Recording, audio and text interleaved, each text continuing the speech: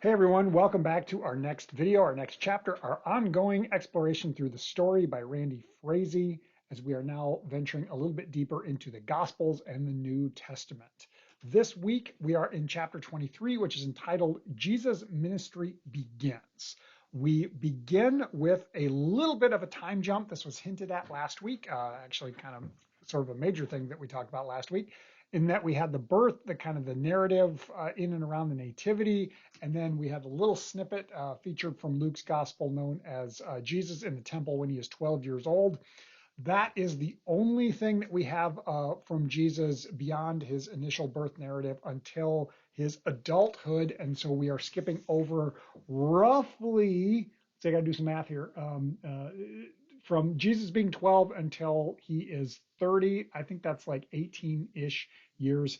Math is hard. Anyway, we've got that skip. We have this gap between Jesus' childhood and even his early adulthood to when he is about 30. Now, as mentioned last week, both the Gospels of both the Gospels of Matthew and Luke feature Jesus' birth, and also Luke then features 12-year-old Jesus, as we mentioned. Now we are time jumping to the period of his baptism, or really just before we pick things up with the ministry of John the Baptist. And Jesus is roughly age 30. John is roughly the same age, only about 6-ish months older. What we really start with is actually the testimony of John the Baptist, which is featured heavily from the Gospel of John. Side note, two different people. We had the Gospel of John is attributed to John the Apostle, whereas John the Baptist is a different individual. So John, side note, to my side note, John was a common name. Side note to my side note to my side note, kind of like Mary or Miriam was a common female name at the time in the culture. So coming back around, a lot of what we have in the initial portion of the chapter is found in the Gospel of John and is talking about John the Baptist's testimony in and around the baptism of Jesus and kind of all of that situation. Let's see. And what we actually have from John is a portion of the gospel chapters 1 through 4, including that testimony that I mentioned already, the first miracle that Jesus performs, which is turning water into wine at the wedding in Cana. Then we have the story of Jesus' encounter with Nicodemus, followed immediately by Jesus' encounter with the Samaritan woman at the well. All of that comes out of the Gospel of John. Luke's gospel in this chapter has one tiny little snippet. It's basically a paragraph. It's really not much in there. Matthew and Mark are featured about equally within the chapter in some of the different things. Matthew, we have the initial cover of Jesus' baptism itself. It's right at the beginning of the chapter. That comes out of Matthew's account. The 40 days of temptation are also Matthew's account. John the Baptist's question about Jesus while he's in prison, that's at the end of the chapter. That's out of Matthew's account. And then kind of the rest of it is from Mark. Now, a lot of what we have in this chapter that comes out of Mark is actually found in the first chapter of Mark, and it may sound familiar to you. It's been pretty heavily featured in recent weeks during the season of Epiphany. Since we're in the year of Mark, this probably makes sense, but a lot of what we hear comes out of Mark chapter 1. And were the various gospel stories that we heard kind of through portions of January and early part of February. So the only other aspect in there that I want to point out is when Jesus identifies the 12 disciples. That's also Mark's account. So similar to what we talked about last week, I want to just kind of reiterate it again. We have this idea of harmonization, which is taking portions of the different gospels and putting them together.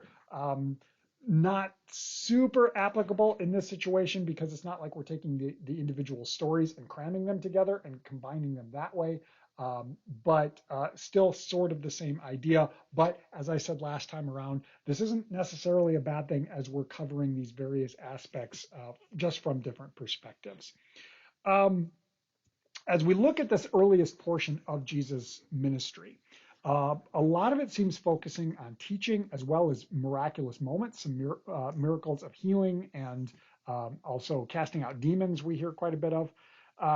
Mostly Jesus seems to be focused on freeing people from what has them hindered. This is particularly true in Matthew, Mark, and Luke, which are also called the synoptic gospels. If you've never heard that before, synoptic means same. I think it's Latin. And because of the incredible similarity between Matthew and Mark and Luke, they're often called the synoptic gospels, leaving John by itself because John is drastically different. Now, what we have from John's gospel also features a lot of language about belief, specifically believing in Jesus, believing that he is who he says he is, believing he is the Son of God. And that is a very strong theme within John's gospel. And in fact, scholars have posited that sin in John's gospel, notice I say that singular, sin, is not believing that Jesus is God. Not believing in Jesus, as opposed to sins, more plural, which kind of seems to be the more of the focus or the understanding within the synoptic gospel. So again, that's just kind of a side note. A lot of what we have here in the chapter out of John features that belief language. Let's see. We're entering into a little stretch within the story as a whole that's going to sound fairly similar, fairly streamlined, or a lot of similar themes in and around Jesus' ministry. Actually, this chapter and the next couple of chapters will feature various aspects of Jesus' ministry as we go on. And that's an okay thing. Actually, timing is working really, really nicely with where we are in the church year as we are going through this. It's going to line up pretty well as we move through these next couple of chapters and get on towards the event of Holy Week and Easter and the resurrection and the betrayal and Jesus' passion. All of that is lining up pretty well, barring any major complications with weather or things of that nature. We're going to stay pretty well in line between the chapters that are coming up and the events of Holy Week, Lent, Easter, all of that. So that's all working out pretty well. Going to switch gears here as we're moving towards the end. Again, similar to recent videos, recent weeks, I'm going to let you talk more about the events themselves, kind of break down the narrative and discuss that as you will. But I want to kind of zero in on the things that make me go, And this week, they're really on the border between, I want to think about that, and problematic. You know, sometimes I've talked about things that I find problematic, and sometimes it's more like, oh, that makes me think. It's a little bit of both this time. So the first thing that I want to talk about is the baptism of John, really John's ministry, the ministry of baptism that he was up to. And I'm not specifically talking about Jesus' baptism, more so the ministry that John the Baptist is up to. Now, the action that he did, the baptism that he was doing, it's always called the baptism of repentance. And this stems from a very, very old Jewish custom. Now, it's possible you've heard me talk about this before. So the custom it's a ritual of purification. Now, if you needed to purify something to be utilized within day-to-day life or utilized within faith life, things of that nature, it had to be purified. Specifically, this would oftentimes happen. Excuse me, got to wipe my nose there. This would really happen in situations of the spoils of war. And this is probably going back farther than when John the Baptist was around. But if you took the spoils of war, you needed to purify it before you could use it. If it was something that could hold up to fire, you purified it by putting it through fire. If it could not hold up to fire, then you would give it a ritual washing through water.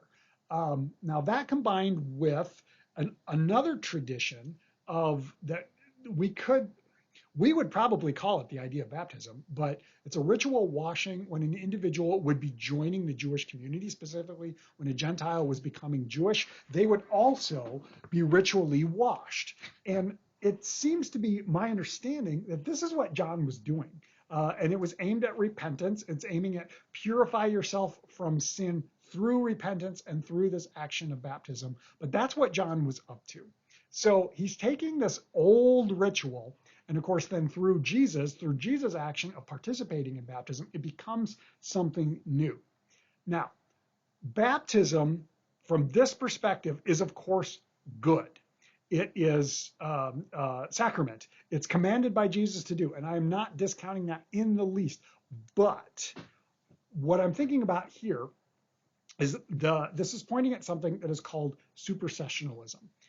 That's a big fancy word, and it's the practice of taking something from a different culture and appropriating it through our perspective. Now, specifically in this situation, and where I've heard the most about this, not specifically baptism, but when we take something that is from the Jewish culture and Jewish faith and we appropriate it to our own ends. Now, sometimes you'll hear about this. One big one that I've really changed my mind over in recent years is the idea of Christians participating in a Seder meal or in the Passover meal.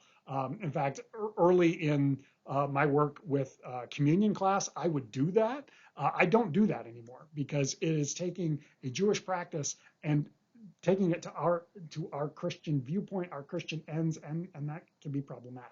I believe I've kind of talked about this in some past videos before, but this is something that I was really hyper aware of as I was considering and thinking about the practice that John does and how that compares with baptism. So this one's tricky. I want to put that one out there. This one's tricky because it has to do with one of our sacraments that Jesus commanded us to do, and yet it is connected with a ritual, with a practice that is not originally from our faith tradition and from a different faith tradition. So that's something that makes me go, The other thing that I want to bring up really is, sorry, my brain just stopped for a second there. The other thing that I'm thinking about is one of the stories that we have today, specifically the Samaritan woman at the well.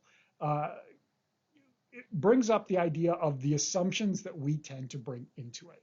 And I don't know always where those assumptions come from. It could be from interpretation. It could be from tradition. It could just be, it could be all sorts of things. But the woman at the well, I think we all have our assumptions about her, that she is sinful, that she is perhaps adulterous, that she is promiscuous. But the text doesn't actually tell us that. The text doesn't really indicate what her situation is. We're making assumptions. Now, there are a lot of cultural things going on that could have dictated why she was in that situation through no fault of her own. And so while we tend to think of her as, oh, she's probably a little bit sinful and she has such a turnaround because of her encounter with Jesus, which may be true, it may also be something that is completely different. And there's a number of stories within the scriptures that I think this type of thing tends to happen when our assumptions about the individual that have come about from who knows where might taint the way that we consider that individual, that character, that person, when they may not be accurate. So this is another thing that makes me go, which is, and perhaps the takeaway from that is why study of culture is important, study of context is important, and also the need for us to put our assumptions down and sometimes take the text with what it is actually saying and telling us as opposed to what we assume about things. So that's the other thing that makes me go, That's everything I have. Again, I got a little longer winded even this week than I did last week. Hope you have a great discussion. Take care, everybody. We will catch you with the next chapter.